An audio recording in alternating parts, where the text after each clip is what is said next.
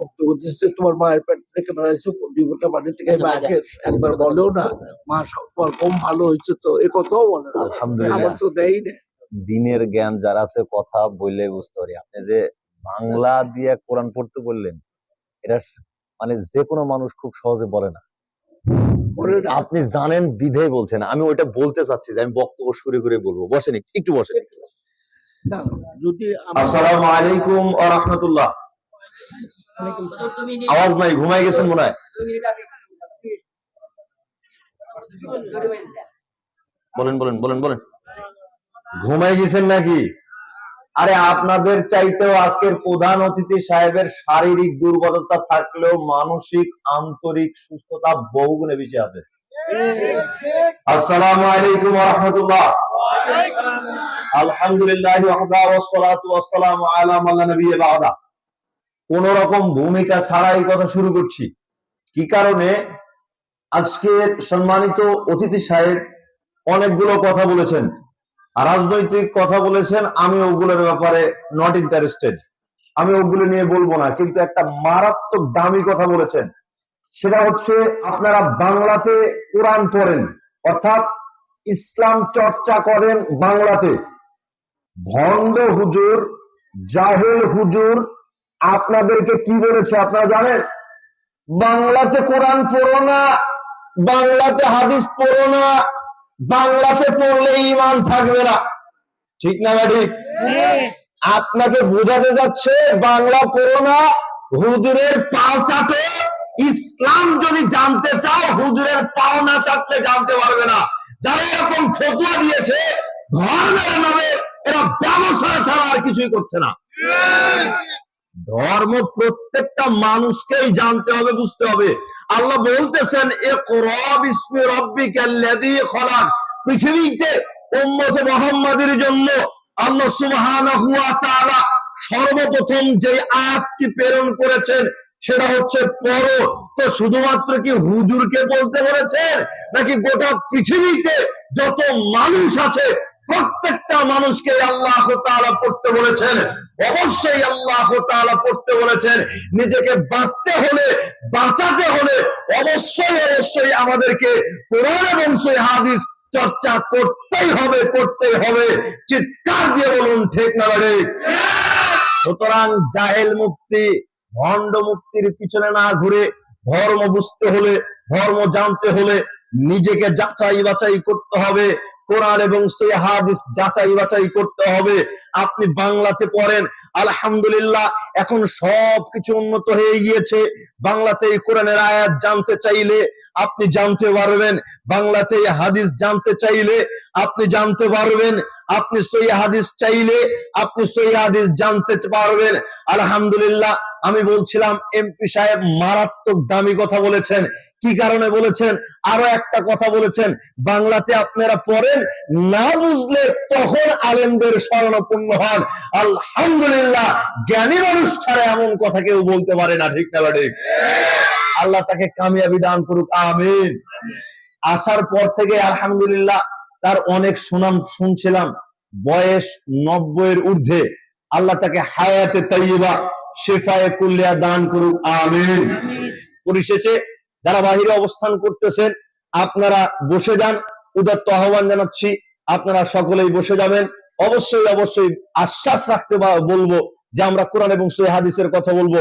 কোন রকম মাইজ ভান্ডারি, পীর ফকিরি, মারিফতি, ভন্ডামি, লুচ্চামি এখানে হবে না।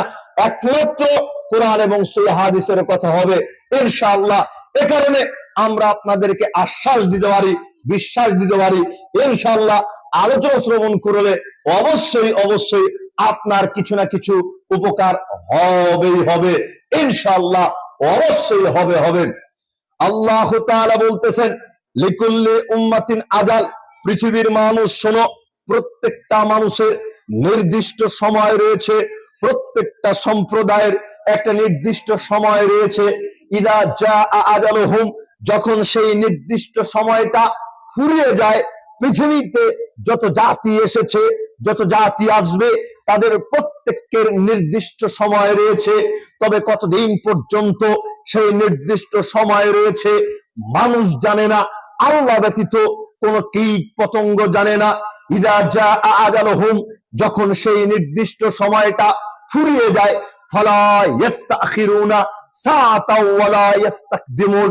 আল্লাহ তাআলা বললেন, সেই নির্দিষ্ট সময়টা ফুরিয়ে যাওয়ার পরে এক মুহূর্ত বিলম্বিত করা হয় না, একটু আকপিস করা হয় না, সঙ্গে সঙ্গে মালাকুল মউত এসে আত্মাটিকে টান দিয়ে বের করে নেয়। অন্যত্র আল্লাহ তাআলা বলতেছেন, আইনামা তাকুনু ইউদরিকুমুল মাউত, তোমরা মৃত্যু থেকে পালিয়ে যেখানেই থাকো না কেন, মৃত্যু তো তোমাদেরকে ধরবেই ধরবে। ওয়ালাউ কুনতুম ফি বুরুজিম মুশাইয়াদা, যদিও সীসাডালা সুদূর দুর্গের মধ্যে নিজেদেরকে লুকিয়ে রাখো না কেন, বিশ্বের সবচাইতে সুরক্ষিত জায়গাতে যদি নিজেদেরকে লুকিয়ে রাখো না কেন, মৃত্যু তোমাদেরকে ধরবেই ধরবে।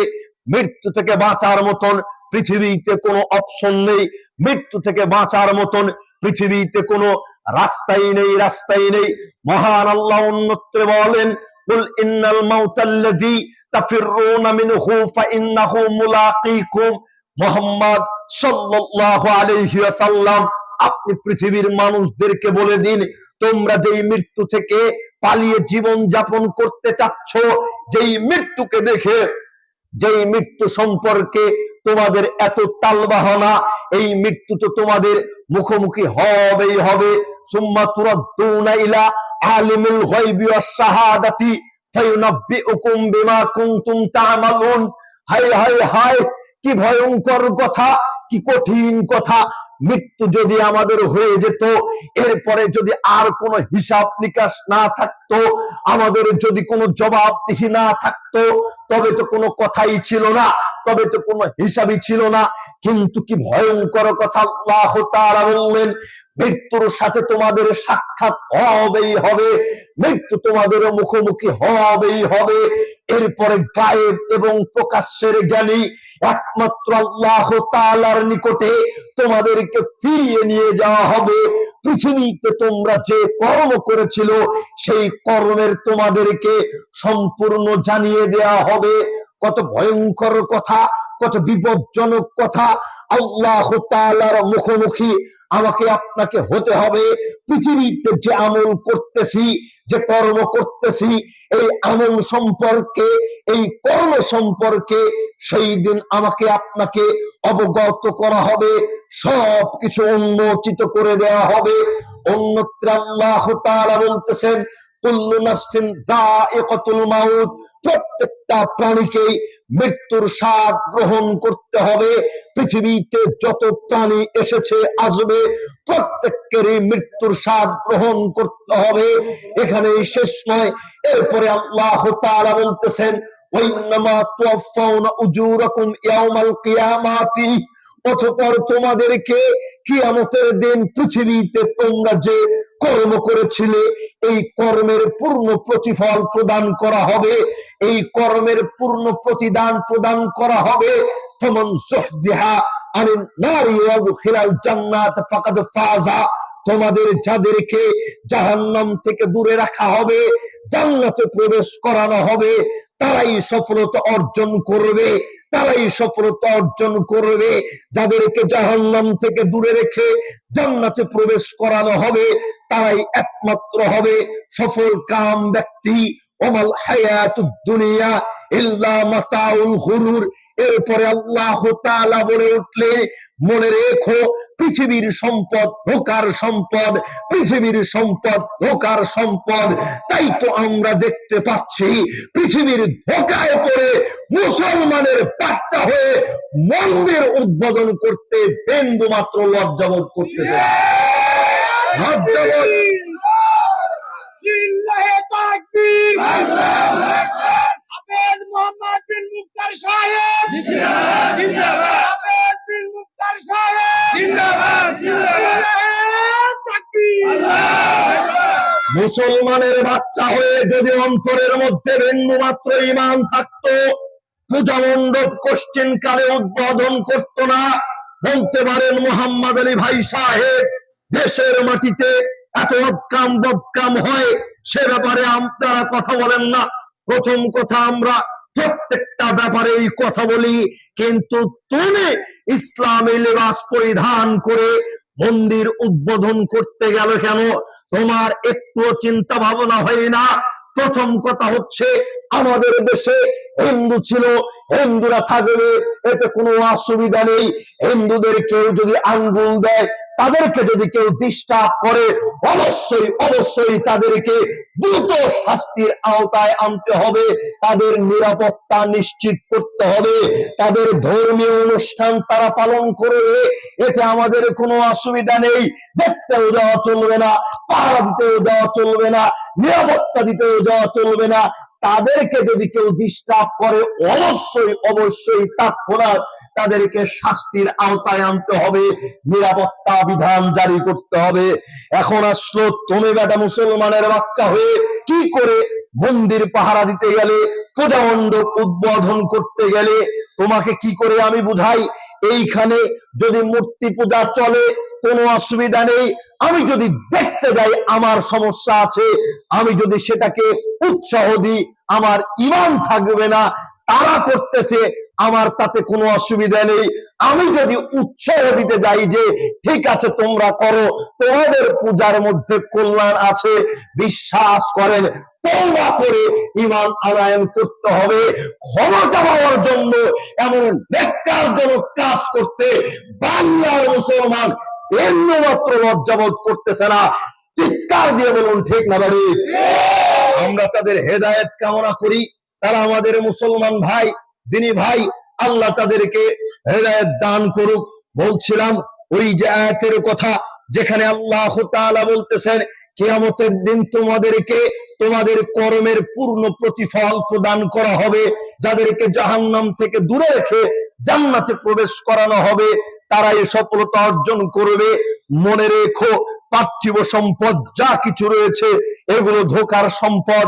পার্থিব জীবনকে পার্থিবের সাথেই মূল্যায়ন করে জীবন যাপন করতে হবে, হিসাব করতে হবে, বারবার চিন্তা করতে হবে পার্থিব এমন কোন কাজ আমি করছি না তো যেই কারণে আমার পরকালীন জীবন ধ্বংস হয়ে যাচ্ছে।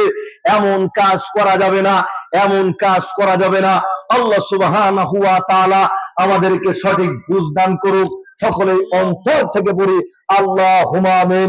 আল্লাহ তুমি কবুল করে নাও, সকলেই বলি আমিন। জি জি জি, আলহামদুলিল্লাহ, শুকরিয়া। এতক্ষণ সময় দেওয়ার জন্য। বয়োজ্যেষ্ঠ মানুষ, মুরব্বী মানুষ। বারাকাল্লাহু ফিক। আল্লাহুম্মা বারিক।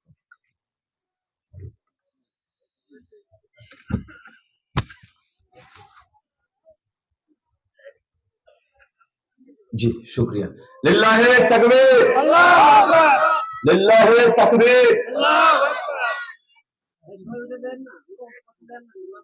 আল্লাহ তাআলা বলতেছেন ওয়ালাউ ইউআখিদুল্লাহুন নাসা বিযুলমিহিম, আল্লাহ তাআলা যদি অপরাধের কারণে সঙ্গে সঙ্গে অপরাধীদেরকে পাকড়াও করতেন, আল্লাহ তাআলা পাপীদেরকে পাপের কারণে যদি সঙ্গে সঙ্গে পাকড়াও করতেন, মা তারাকা আলাইহা মিন দাব্বা, তবে পৃথিবীতে চলমান কোনো কিছুই থাকতো না, ভূপৃষ্ঠে চলমান কোনো কিছুই থাকতো না।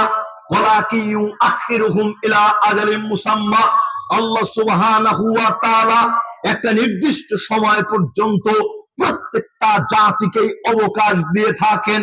আপনি মূর্খ, আপনি জাহেল না হলে কেন আপনি আপনার অপরাধের কারণে আল্লাহ তাআলার নিকটে নিজেকে নত করেন না?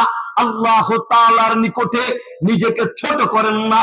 আল্লাহ তাআলা আমাকে আপনাকে অনেক বেশি ভালোবাসেন, আমাকে আপনার প্রতি অনেক বেশি দয়া করেছেন, রহমত দিয়েছেন বিধে আল্লাহ তাআলা বারবার আমাকে আপনাকে সুযোগ দিচ্ছেন, সুযোগ দিচ্ছেন। তাই তো তিনি অপরাধ করার সঙ্গে সঙ্গে আমাকে আপনাকে পাকড়াও করতেছেন না। ওয়ালা ইউআখিদুল্লাহুন নাসা বিযুলমিহিম মা তারাকা আলাইহা মিন দাব্বা ওয়ালাকিন ইউআখিরুহুম ইলা আজালিন মুসাম্মা, তিনি একটা নির্দিষ্ট সময় পর্যন্ত আমাকে আপনাকে অবকাশ দিয়ে রেখেছেন। ইযা জাআ আজালুহুম, যখন সেই নির্দিষ্ট সময়টা ফুরিয়ে যাবে, লা ইস্তাখিরুনা সাআতাও ওয়ালা ইস্তাকদিমুন, তখন এক মুহূর্ত বিলম্বিত করা হবে না, একটু আকপিস করা হবে না, একটু অবিলম্বিত করা হবে না, একটু আকপিস করা হবে না। মালাকুল মউত এসে আত্মাটিকে টান দিয়ে বের করে নিবেন। হায় হায় হায়, কি কঠিন কথা, কি ভয়ঙ্কর কথা। যদি মালাকুল মউত একটু সময় না দেয়, জীবনের যত অপরাধ রয়েছে, যত পাপ রয়েছে, এই পাপ থেকে নিজেদেরকে কি করে বাঁচাবো, নিজেদেরকে কি করে আমরা হেফাজত করব। অন্যত্র আল্লাহ তাআলা বলতেছেন, ফালাউলা ইযা বালাগাতিল হুলকুম, যখন মুমূর্ষু ব্যক্তির প্রাণ কুণ্ঠাগত হয়। দেখেন, আজকে পৃথিবীতে এসে আমরা শয়তানের পূজা করতেছি। যুবকরা নেইমারের পূজা করতেছে, মেসির পূজা করতেছে, রোনালদোর পূজা করতেছে, সামসামি করতেছে। জীবনে তাদের সাথে দেখা হয় নাই, জীবনে কোনোদিন দেখা হবে না, জীবনে কোনোদিন তার জুতা শুকার পর্যন্ত, গন্ধ নেওয়ার পর্যন্ত চান্স হবে না। এরপরেও এই সমস্ত নাস্তিক অমুসলিমের এরা চামচামি করে জীবন যাপন করে। হায় হায় হায়, আল্লাহ তাআলা যে আমার আপনার কতটা নিকটে, আমার আপনার কতটা কাছের, আমি আপনি কোনোদিন বুঝি নাই। আপনাকে বলছিলাম, আপনি যে আইডলের অনুসরণ করেন, এ যদি কোনোদিন চান্স পায় আপনার প্রতি ভালোবাসা দেখানো তো বহু দূরের কথা, লাঠি দিয়ে টয়লেটের নর্দমার আবর্জনার ডাস্টবিনের মধ্যে আপনাকে নিক্ষেপ করবে। কিন্তু দেখেন, আল্লাহ তাআলা বলতেছেন, ফালাউলা ইযা বালাগাতিল হুলকুম, যখন মুমূর্ষু ব্যক্তির প্রাণ কুণ্ঠাগত হয়, যখন মুমূর্ষু ব্যক্তির প্রাণটা কণ্ঠনালীতে চলে আসে, ওয়া আনতুম হিনাইযিন তানজুরুন, তখন তোমরা সকলেই তার দিকে তাকিয়ে থাকো, তখন তোমরা সকলেই দেখতে থাকো। ওয়া নাহনু আকরাবু ইলাইহি মিনকুম, তখন মনে রেখো আমি তোমাদের চাইতেও অধিক ওই মুমূর্ষু ব্যক্তির নিকটে থাকি। মুমূর্ষু ব্যক্তির প্রাণটা যখন কুণ্ঠাগত হয়, মৃত্যুর যন্ত্রণায় কাতরাতে থাকে, আল্লাহ তাআলা বললেন, মনে রেখো তখন তোমরা যতটা না মুমূর্ষু ব্যক্তির নিকটে থাকো, আমি আল্লাহ তাআলা এর চাইতেও অনেক বেশি মুমূর্ষু ব্যক্তির নিকটে থাকি। ওয়ালাকিন লা তুবসিরুন, কিন্তু তোমরা দেখতে পাও না, কিন্তু তোমরা দেখতে পাও না। আপনাকে কি করে বুঝাই? আজকে আমাকে কবরস্থান কেন্দ্রিক আলোচনা করতে বলা হয়েছে, আপনাকে আমি কি করে বুঝাই এই কবর আর আমার আপনার মাঝে পার্থক্য কতটুকু সময়? এই কবর আর আমার মাঝে পার্থক্য এতটুকুই, আমার নিঃশ্বাসটা চালু রয়েছে, নিঃশ্বাসটা বন্ধ হয়ে গেলে যে কোনো সময় আমার মৃত্যু হয়ে যেতে পারে। নিঃশ্বাসটা বন্ধ হয়ে গেলে যে কোনো সময় আমার মৃত্যু হয়ে যেতে পারে। নিঃশ্বাসটা বন্ধ হয়ে গেলে সর্বোচ্চ 1 ঘন্টা 2 ঘন্টা, না হয় তার চাইতে অতিরিক্ত 6 ঘন্টা 12 ঘন্টা। এরপরে যতই দামে হোক না কেন, অবশ্যই কবরে রেখে আসা হবে, আলামে বারজাখে রেখে আসা হবে। আপনি কতই শক্তিশালী, আপনি কতই ক্ষমতাবান ব্যক্তিত্ব, সেই দিন কোনো যায় আসে না। কবর আপনার কোনো কিছু দেখবে না, কবর শুধু দেখবে আপনার আমল, আপনার আমল। আজকে আমরা যখন আপনাদেরকে পরকালমুখী হতে বলি, আপনাদের বিন্দু মাত্র পরিবর্তন আসে না, বিন্দু মাত্র পরিবর্তন আসে না। অথচ উসমান রাদিয়াল্লাহু তাআলা আনহুর মতন একজন ব্যক্তিত্ব, জলিলুল কদর একজন সাহাবী, আশারায়ে মুবাশশারাদের অন্যতম একজন সাহাবী, যিনি ইসলাম গ্রহণ করলেন যখন সবচাইতে ধনী ব্যক্তিদের অন্যতম ব্যক্তি, কিন্তু ইসলাম প্রচার করতে গিয়ে সমস্ত ধন সম্পদকে ইসলামের জন্য উজাড় করে দিয়েছেন। এই উসমান রাদিয়াল্লাহু তাআলা আনহু যখন কবরের পাশে দাঁড়াতেন, ইদা ওয়াকাফা আলা কবরিন ইয়াবকি, কবরের পাশে দাঁড়ালেই হাউ হাউ করে চিৎকার করে কেঁদে দিতেন। হায় হায় হায়, কি ভয়ঙ্কর কথা! আল্লাহর নবীর সাহাবী আশারায়ে মুআশশারার একজন অন্যতম সাহাবী, তিনি নাকি কবরের পাশে দাঁড়ালে কবরের কথা চিন্তা করলেই হাউমাউ করে চিৎকার করে কাঁদতেন। হাত্তা ইয়াবুল্লাহ লিহিয়াতাহু, তার কাঁদনের চোটে, তার কাদার ফলে দাড়িগুলো চোখের পানি দিয়ে ভিজে যেত। টস করে দাড়ি ভিজে চোখের পানি গড়ে মাটিতে পড়ে যেত। জিজ্ঞেস করা হলো, ফাকিলা লাহু তাযকুরুল জান্নাত ওয়ান নার, হে উসমান রাদিয়াল্লাহু তাআলা আনহু, আপনি যখন জান্নাত জাহান্নামের কথা স্মরণ করেন তখন আপনি কাঁদেন না। ওয়ালা তাবকি ওয়া তাবকি মিন হাযা, কিন্তু যখনই আপনি কবরের কথা স্মরণ করেন তখন আপনি কাঁদেন। ব্যাপারটা কি? আপনি কবরের কথা স্মরণ করলেই কেঁদে ওঠেন চিৎকার দিয়ে। হে উসমান রাদিয়াল্লাহু তাআলা আনহু, আপনি বলেন ব্যাপারটা কি? ক্বালা ইন্না রাসূলুল্লাহ সাল্লাল্লাহু আলাইহি ওয়াসাল্লাম, এবারে উসমান রাদিয়াল্লাহু তাআলা আনহু বলতেছেন, আল্লাহর নবী বলেছেন, ইন্নাল কবরা আউয়ালু মানাজিলিল আখিরা, আল্লাহর নবী জনাবে মুহাম্মদুর রাসূলুল্লাহ সাল্লাল্লাহু আলাইহি ওয়াসাল্লাম বলেছেন, নিশ্চয়ই মানুষের জীবনে সবচেয়ে ভয়াবহ স্থানগুলির মধ্যে সর্বপ্রথম স্থান হচ্ছে কবর। মানুষের জীবনে, পরকালীন জীবনের ভয়াবহ স্থানগুলির মধ্যে সর্বপ্রথম স্থান হচ্ছে কবর। ফাইন নাজা মিনহু ফামা বাদাহু আইসারু মিনহু, যে ব্যক্তি কবরে সফলতা অর্জন করবে সে ব্যক্তির জন্য পরের স্তরগুলি সহজ এবং সরল হয়ে যাবে।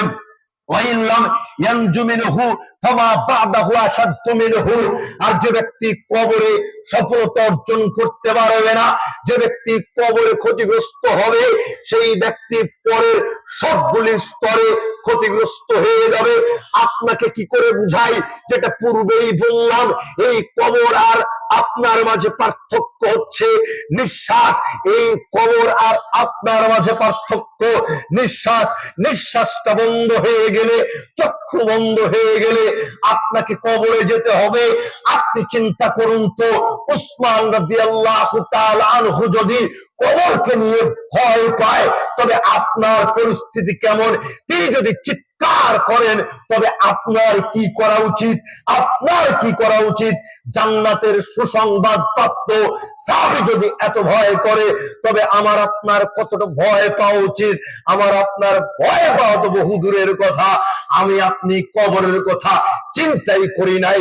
এরপরে উসমান রাদিয়াল্লাহু তাআলা আনহু বলতেছেন, ক্বালা ওয়া ক্বালা রাসূলুল্লাহ সাল্লাল্লাহু আলাইহি ওয়াসাল্লাম, আল্লাহর নবী জনাবে মুহাম্মদুর রাসূলুল্লাহ সাল্লাল্লাহু আলাইহি ওয়াসাল্লাম বলেছেন, মা রাআইতু মানজারান কাত্তু ইল্লা আল কবর আফযাউ মিনহু, আমার জীবনে আমি দেখিনি এমন কোন ভয়াবহ দৃশ্য যেটা কবরের চাইতেও কঠিন হতে পারে, যেটা কবরের চাইতেও ভয়াবহ হতে পারে। আল্লাহর নবী বলতেছেন, আমার জীবনে আমি দেখিনি এমন কোন ভয়াবহ দৃশ্য যেটা কবরের চাইতেও কঠিন হতে পারে, যেটা কবরের চাইতেও ভয়াবহ হতে পারে। আর আজকালকার কিছু উচ্ছৃঙ্খল বদমাইশ ও কুলাঙ্গার ছেলে পেলে রয়েছে, এরা কবরকে ভয় পাওয়া তো হুজুরের কথা। কবরের আনাচে কানাচে যেহেতু শুনশান জায়গা, ফাঁকা জায়গা, কেউ যায় না, সেই সুযোগে ঘাপটি মেরে এই শয়তানগুলো কবরস্থানে অথবা কবরস্থানের আশেপাশে গিয়ে গান গায়, টান মানে চিৎকার দিয়ে। বলুন ঠিক না ঠিক বললাম? এমন বহু কবরস্থান রয়েছে যেখানে একেবারে পরিষ্কার পরিচ্ছন্ন রাখা হয়। এই সুযোগ নিয়ে শয়তান, জাহেল, ভণ্ড এরা কি করেছে? এখানে গিয়ে নেশাদ্রব্য পান করে। আস্তাগফিরুল্লাহ, আস্তাগফিরুল্লাহ। আল্লাহ তুমি যদি এদেরকে হেদায়েত দাও তো দাও, নবে এদেরকে ধ্বংস করে দাও, নয়তো এদেরকে ধ্বংস করে দাও। দেখেন আমাদের কিভাবে চলা উচিত। ইবনে উমর রাদিয়াল্লাহু তাআলা আনহু বলতেছেন, আখাযা রাসূলুল্লাহ সাল্লাল্লাহু আলাইহি ওয়াসাল্লাম বিমানকাবি, আল্লাহর নবী একদা আমার শরীরের এক অংশ ধরে বলতেছেন, আমার আপনার করণীয় কি এবারে লক্ষ্য করেন। ইবনে উমর বলতেছেন, আল্লাহর নবী একদা শরীরের এক অংশ ধরে বলতেছেন, হে ইবনে উমার, কুন ফিদ দুনিয়া, তুমি পৃথিবীতে চলো অপরিচিত ব্যক্তির ন্যায়। পৃথিবীতে কিভাবে চলতে হবে? কিভাবে চলতে হবে? অপরিচিত ব্যক্তির ন্যায় জীবন যাপন করতে হবে। জমিদারের সোল, নেতার সোল, ক্ষমতাবান ব্যক্তির সোল হিসেবে চলাচল করা যাবে না। একেবারে অপরিচিত ব্যক্তির ন্যায় জীবন যাপন করতে হবে। কান্নাকা গরিবুন, দুস্থ দরিদ্র অসহায় ব্যক্তির মতন করে জীবন যাপন করতে হবে। ওয়াউদ্দা নাফসাকা ফি আহলিল কুবুর, প্রতিনিয়ত নিজেকে কবরের অধিবাসী বলে মনে করতে হবে। প্রত্যেকটা সময় নিজেকে কবরের পথযাত্রী হিসেবে চিন্তা করতে হবে।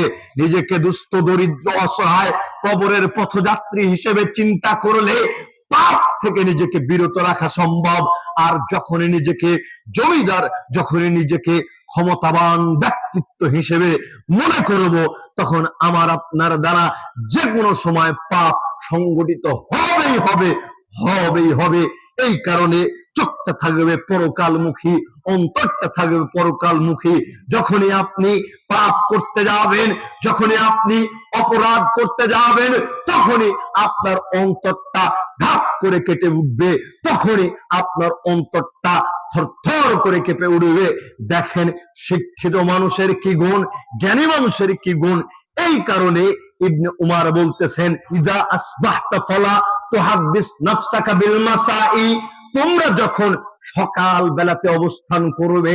ইবনে উমারকে আল্লাহর নবী বললেন, পৃথিবীতে চলো অপরিচিত দুস্থ দরিদ্র অসহায় ব্যক্তির মতন প্রত্যেকটা সময় নিজেকে কবরের পথযাত্রী হিসেবে চিন্তা করো। তখন থেকে ইবনে উমার বলতেন, ইদা আসবাহতা ফালা তুহাদ্দিস নাফসাকা বিল মাসাই, যখন তুমি সকাল বেলাতে জীবিত থাকবে আর বিকেল বেলার জন্য অপেক্ষা করো না, এটা চিন্তা করো না তুমি বিকেল পর্যন্ত বেঁচে থাকবে। ওয়াইদা আমসাইতা ফালা তুহাদ্দিস নাফসাকা বিস সাবাহি, আর যখন তুমি বিকেল বেলাতে জীবিত থাকবে, বিকেল বেলাতে বেঁচে থাকবে, তখন আর রাত্রির জন্য সকালের জন্য অপেক্ষা করো না, এই চিন্তাটা করো না তুমি সকাল পর্যন্ত বেঁচে থাকবে। ওয়াখুয মিন সিহহাতিকা ক্বাবলা সাকামিকা, তুমি তোমার সুস্থতার মধ্য থেকে কিছু সময়কে অসুস্থতার জন্য রেখে দাও। এই রকম চিন্তা ভাবনা কোনোদিন করিও না। যুবকেরা শোনো, কোনোদিন এইরকম চিন্তা ভাবনা করিও না। চামড়া যখন ঢিলা হবে, চুল দাড়িগুলো যেদিন সাদা হয়ে যাবে, দাঁত 32টা 28টা যেই দিন পড়ে যাবে, সেই দিন সালাত আদায় করব, সেই দিন ইসলাম পালন করব, সেই দিন সিয়াম পালন করব। এরকম চিন্তা করিও না, করিও না। তোমাকে উদাহরণ দেওয়ার সময় আমার নেই, তোমাকে উদাহরণ দেওয়ার সময় আমার নেই। একটা ছোট্ট উদাহরণ দিচ্ছি।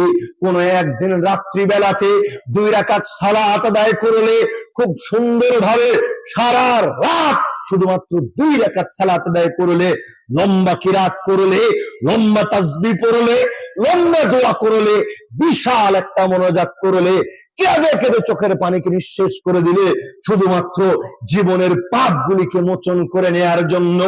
এবারে ফজর বেলাতে যখন মুয়াজ্জিন সাহেব আযান দিল, as-সালাতু খায়রুম মিনান নাওম, তুমি সালাত শেষ করে মসজিদ থেকে বের হচ্ছ, এমন সময় তোমার মনে হয়ে গেল সালাত তো 2 রাকাত আদায় করলাম 8 ঘন্টা ভর, কিন্তু ওযুই তো করেছিলাম না।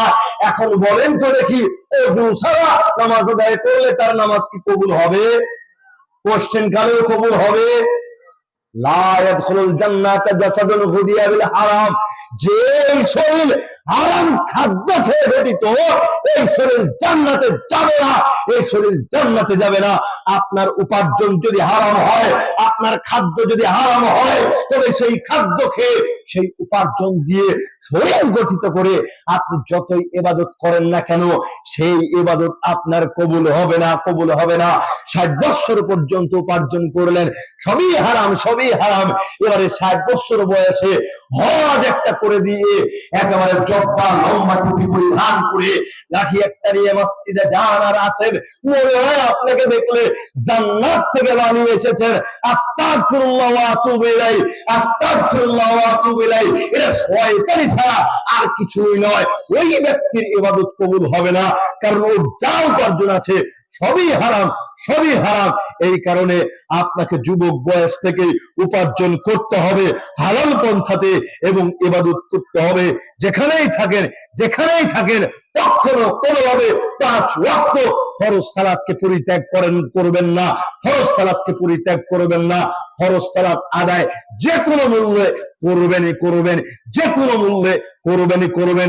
সম্মানিত উপস্থিতি, আপনাকে কি করে বুঝাই এই কবর কত কঠিন জায়গা, এই কবর কত ভয়াবহ জায়গা। আমরা অনেক কিছু চিন্তা করি যে কবর তো বহু দূরের কথা, এরপরে আছে কিয়ামত, তারপরে জান্নাত। এত দূর পর্যন্ত কেমন করে চিন্তা করব? না, আপনি তো বুঝতে পারেন নাই। আপনার আমলনামা যদি খারাপ হয়ে থাকে তবে আপনার পরিস্থিতি ভয়াবহতা এখান থেকেই শুরু হবে, কবর থেকেই শুরু হবে। আপনি লক্ষ্য করেন, লম্বা চওড়া একটা হাদিস, বারা ইবনে আসিব রাদিয়াল্লাহু তাআলা আনহু বলতেছেন, আমরা রাসূল সাল্লাল্লাহু আলাইহি ওয়াসাল্লামের সাথে আনসারদের একজন ব্যক্তির জানাজায় উপস্থিত হলাম, কিন্তু তখন কবর খোঁড়া হয়নি। আল্লাহর নবী চুপচাপ বসে থাকলেন, আমরাও সেখানে চুপচাপ বসে থাকলাম। এতটা চুপচাপ বসে থাকলাম যেন আমাদের মাথার উপরে জীবন্ত পাখি বসে রয়েছে। আপনাকে কি করে বুঝাই মানুষ কতটা নিশ্চুপ হয়ে বসে থাকলে মাথার উপরে জীবন্ত পাখি বসে থাকে? মনে হয় এক একটা পাথরকে রেখে দেওয়া হয়েছে, নড়া নাই চড়া নাই, সেখানে কীট পতঙ্গ জীবজন্তু বসছে, উড়ে চলে যাচ্ছে, পাথরের নড়াচড়া নাই। ঠিক তেমনি ভাবে আল্লাহর নবীর সাহাবাগণ এতটা চুপচাপ বসেছিলেন। আল্লাহর নবী চিন্তিত ব্যক্তির ন্যায় এক টুকরো কাঠ হাতে নিয়ে মাটিতে দাগ কাটতে থাকলেন। মাটিতে দাগ কাটতে কাটতে হঠাৎ তিনি লাফ দিয়ে উঠে বলে উঠলেন, সঙ্গী সাথী, তোমরা নিজেদেরকে কবরের শাস্তি হতে বাঁচাও, কবরের শাস্তি হতে নিজেদেরকে পরিত্রাণ করিয়ে নাও, কবরের শাস্তি হতে তোমরা নিজেকে বাঁচানোর চেষ্টা করো। একথা বলতেই আল্লাহর নবী বলে উঠলেন, যখন কোন মুমিন ব্যক্তি দুনিয়ার জীবনকে শেষ করে পরপারের দিকে অগ্রসর হয়, লক্ষ্য করিয়েন, খুবই গুরুত্বপূর্ণ কথা, খুবই গুরুত্বপূর্ণ হাদিস। আল্লাহর নবী বলতেছেন, মুমিন ব্যক্তি যখন দুনিয়ার মায়া ত্যাগ করে পরপারের দিকে অগ্রসর হয়, এমন সময় আসমান থেকে উজ্জ্বল চেহারা বিশিষ্ট একদল ফেরেশতা এই মুমিন মুমূর্ষু ব্যক্তির নিকটে অবস্থান করে। উজ্জ্বল চেহারা বিশিষ্ট একদল মুমিন ফেরেশতা এই মুমূর্ষু ব্যক্তির নিকটে অবস্থান করে। এদের হাতে থাকে জান্নাতি কাফনগুলির মধ্যে একটি কাফন, জান্নাতি সুগন্ধিগুলির মধ্য থেকে একটি সুগন্ধি। এমন সময় মালাকুল মউত এই মুমিন মুমূর্ষু ব্যক্তির মাথার নিকট এসে বসে আত্মাকে ডাক দিয়ে বলেন, হে পবিত্র আত্মা। মনটাই জুড়িয়ে যায়, কত সুন্দর কথা, কত আরামদায়ক কথা। মালাকুল মউত এসে আত্মাকে ডাক দিয়ে বলতেছেন, হে পবিত্র আত্মা, বের হও আল্লাহর সন্তুষ্টির দিকে, আল্লাহর দয়ার দিকে, আল্লাহর ক্ষমার দিকে বিশ্বাস করেন। আল্লাহর নবী বলছেন, আত্মা তখন বের হতে একটু দেরি করে না। কলস থেকে যেমন পানি ঢালতে কোন রকম অসুবিধা হয় না, ঠিক মুমিন ব্যক্তির শরীর থেকে আত্মা বের হতে কোন রকম দেরি করে না, কোন রকম অসুবিধা করে না। আত্মা বের করার সঙ্গে সঙ্গে মালাকুল মউত ওই যে উজ্জ্বল চেহারা বিশিষ্ট অপেক্ষামান ফেরেশতা রয়েছে তাদের হাতে দিয়ে দেন। তারা সুন্দর করে জান্নাতি কাফনগুলি দিয়ে পেঁচিয়ে নিয়ে সুগন্ধি মেখে আসমানের দিকে রওনা হন। যত দল ফেরেশতার সাথে সাক্ষাৎ হয় তারা জিজ্ঞেস করে, এই পবিত্র আত্মাটি কার? তখন তারা পরিচয় করিয়ে দেন, দুনিয়ার অমুকের পুত্র অমুক, দুনিয়ার অমুকের পুত্র অমুক। প্রথম আসমানের দরজা খুলে চাওয়া হয়, সঙ্গে সঙ্গে মুমিন ব্যক্তির জন্য আসমানের দরজা খুলে দেওয়া হয়। এভাবে কথোপকথন হতে থাকে, পরিচয় হতে থাকে, সপ্তম আসমান পর্যন্ত চলে। অতঃপর আল্লাহ তাআলা বলেন, যাও একে জান্নাতীদের খাতায় লিপিবদ্ধ করে দাও, পুনরায় তাকে জমিনে ফিরিয়ে দিয়ে আসো, কেননা আমি আল্লাহ তাআলা ওয়াদা করেছি একে মাটি থেকে উত্তোলন করব, আবার মাটিতে ফিরিয়ে দিব, আবার মাটি থেকে উত্তোলন করব। এখানেই শেষ নয়, এরপরে আল্লাহর নবী বলতেছেন, ব্যক্তি যদি মুনাফিক কাফের হয়, ব্যক্তি যদি মুনাফিক কাফের হয়, তবে পরিবেশ পুরোটাই উল্টা, তবে পরিবেশ পুরোটাই উল্টা। কি কোনো অসুবিধা? একটু ঠিক করে ধুয়ে দেন, নাড়াচাড়া করেন না, প্রথমে তো খুব সুন্দর ছিল। লিল্লাহি তাকবীর, আল্লাহু আকবার। আরে বুড়িয়া দড়ি মন সাঙ্গা, ঠিক না বাড়ি? সবগুলাই মনে হয় বুড়িয়া নাকি? আওয়াজ নাই কে? আমার যেটা মনে হচ্ছে বৃদ্ধ মানুষগুলাই আওয়াজ দিচ্ছেন, ঠিক না বাড়ি? আলহামদুলিল্লাহ। দেখেন, এটা গুরুত্বপূর্ণ হাদিস। হাদিসটা শেষ করি। আমরা মুমিন ব্যক্তির দৃষ্টান্ত দিলাম, এবারে মুনাফিক কাফের ব্যক্তির পরিস্থিতি কি হয় দেখেন। আল্লাহর নবী বললেন, ব্যক্তি যদি মুনাফিক কাফের হয়, দুনিয়ার জীবন শেষ করে যখন পরকালীন জীবনের দিকে অগ্রসর হয়, আসমান থেকে কালো কুৎসিত ভয়ঙ্কর চেহারা বিশিষ্ট একদল ফেরেশতা এই মুমূর্ষ ব্যক্তির নিকটে অবস্থান করে। কি ভয়ঙ্কর কথা, কি কঠিন কথা! আসমান থেকে কালো কুৎসিত ভয়ঙ্কর চেহারা বিশিষ্ট একদল ফেরেশতা এই মুমূর্ষ ব্যক্তির নিকটে অবস্থান করে। যত দূর পর্যন্ত তার দৃষ্টি যায়, এই ফেরেশতারা তত দূর পর্যন্ত অবস্থান করে। মালাকুল মউত এই মুমূর্ষ ব্যক্তির নিকটে এসে বলে, হে খবিস আত্মা, বের হ আল্লাহর শাস্তির দিকে, আল্লাহর শত্রুতার দিকে, আল্লাহর ক্রোধের দিকে। বলেন তো দেখি, আত্মাকে যদি হুমকি দেওয়া হয়, হে খবিস আত্মা বের হও আল্লাহর শত্রুতার দিকে, আল্লাহর শাস্তির দিকে, আত্মা কি আর বের হতে চাইবে? আত্মারই এত বড় সাহস, আত্মা আর বের হতে চাইবে না। আত্মা শরীরের এই দিক সেই দিক চতুর্দিক পালায়ন করতে চায়, আত্মা কোনোভাবেই পালায়ন করতে পারে না। এবারে মালাকুল মউত টেনে হিচড়ে শরীর থেকে মুনাফিক কাফির ব্যক্তির আত্মাকে টান দিয়ে বের করে নেন। বের করার সঙ্গে সঙ্গে ওই যে কালো কুৎসিত চেহারা বিশিষ্ট ভয়ঙ্কর ফেরেশতারা রয়েছে, তাদের হাতে উঠিয়ে দেন। সঙ্গে সঙ্গে তারা আসমানের দিকে রওনা হয়। জাহান্নামী চট দিয়ে, জাহান্নামী রশি দিয়ে আত্মাকে পেঁচিয়ে নিয়ে আসমানের দিকে রওনা হয়। আসমানের দিকে যেতে এই আত্মা থেকে দুর্গন্ধ ছড়ায়। যত দল ফেরেশতার সাথে সাক্ষাৎ হয়, তারা জিজ্ঞেস করে, এই অপবিত্র আত্মাটি কার, এই খবিশ আত্মাটি কার? তারা বলে, দুনিয়ার অমুকের পুত্র অমুক, অমুকের পুত্র অমুক। মুমিন ব্যক্তির জন্য যখন, মুমিন ব্যক্তির জন্য যেমন 7 আসমান পর্যন্ত খুলে দেওয়া হয়েছিল, কিন্তু মুনাফিক কাফের ব্যক্তির জন্য আসমানের দরজা খুলে চাওয়া হলে কোনোভাবেই খোলা হবে না। আল্লাহ তাআলা উপর থেকে আওয়াজ দিয়ে বলবেন, যাও একে জাহান্নামীদের খাতায় লিপিবদ্ধ করে দাও এবং জমিনে ফিরিয়ে দাও। আসমান থেকে এই মুনাফিক কাফের ব্যক্তির আত্মাকে জমিনে এত ছেড়ে নিক্ষেপ করা হবে যেন আত্মার যা কিছু রয়েছে চূর্ণ বিচূর্ণ হয়ে যাবে, চূর্ণ বিচূর্ণ হয়ে যাবে। আপনাকে কি করে বুঝাই, কবর কত কঠিন জায়গা, কবর কত কঠিন জায়গা, কবর কত ভয়াবহ জায়গা। আব্দুল্লাহ ইবনে উমর রাদিয়াল্লাহু তাআলা আনহু বলতেছেন, রাসূল সাল্লাল্লাহু আলাইহি ওয়াসাল্লাম বলেছেন, ইন্না আহাদাকুম ইদা মা তাউরিদা আলাইহি, যখন তোমাদের মধ্য থেকে কেউ মৃত্যুবরণ করে, মাকআদাহু বিল গাদাতি ওয়াল আশিয়্যি, সকাল সন্ধ্যায় তার সামনে তার আসল জায়গাটি উপস্থাপন করা হয়। ইন কানা মিন আহলিল জান্নাতি, ব্যক্তি যদি জান্নাতীদের অন্তর্ভুক্ত হয়ে থাকে তবে তাকে জান্নাতীদের মধ্যে দেখানো হয়।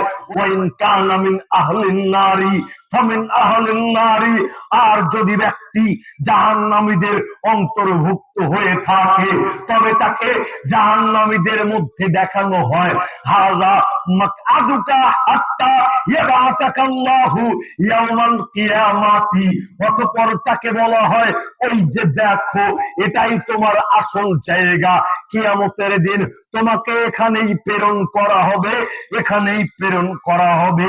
আরো একটা খুবই গুরুত্বপূর্ণ ভয়ঙ্কর হাদিস উল্লেখ করছি, লক্ষ্য করেন।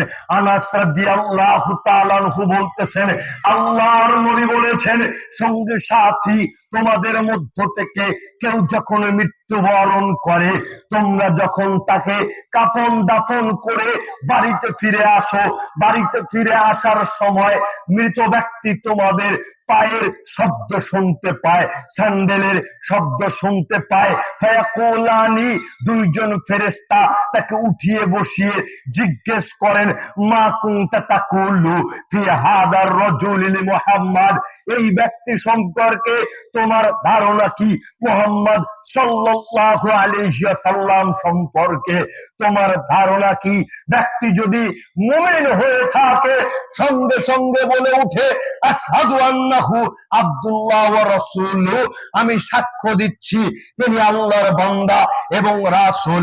সঙ্গে সঙ্গে ফেরেশতারা বলে ওঠেন, ওই যে দেখো জাহান্নামে তোমার জায়গা কত ভয়ঙ্কর ছিল, আল্লাহ তাআলা এটা পরিবর্তন করে দিয়েছেন জান্নাতের বিনিময়ে। আর যদি ব্যক্তি মুনাফিক কাফের হয়ে থাকে, যখন তাদেরকে জিজ্ঞেস করা হয় এই ব্যক্তি সম্পর্কে তোমার কি ধারণা, তখন মুনাফিক কাফের ব্যক্তি বলে ওঠে, লা আদরি, আমি কিছু জানি না, কুনতু আকুলু মা ইয়াকুলুন নাস, মানুষ যা বলতো আমিও তাই বলতাম। সঙ্গে সঙ্গে ফেরেশতারা বলে উঠবে, লা দারাইতা ওয়ালা তালাইতা, তুমি কেন জানার চেষ্টা করোনি, তুমি কেন বোঝার চেষ্টা করোনি। ওয়াইদরাবু বিমা তুরিকা মিন হাদিদ, এ কথা বলতে না বলতেই ফেরেশতারা লোহার হাতুড়ি নিয়ে ওই মৃত ব্যক্তিকে, মুনাফিক কাফের ব্যক্তিকে পিটানো শুরু করবেন। জরবাতান ফাইসিহু সাইহাতান ইসমাউহা মান আলাইহি গায়রা সাকালাইন,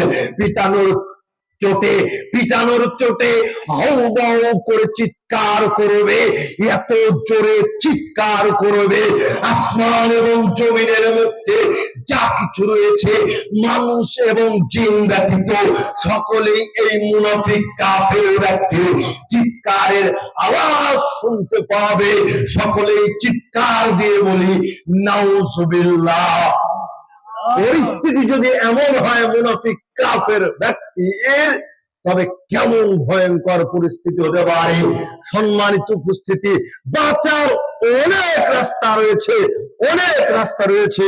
তার মধ্যে অন্যতম একটা রাস্তা হচ্ছে কবরের শাস্তি থেকে বাঁচার জন্য রয়েছে। আমরা এই রাস্তার কথা বলবো কিনা?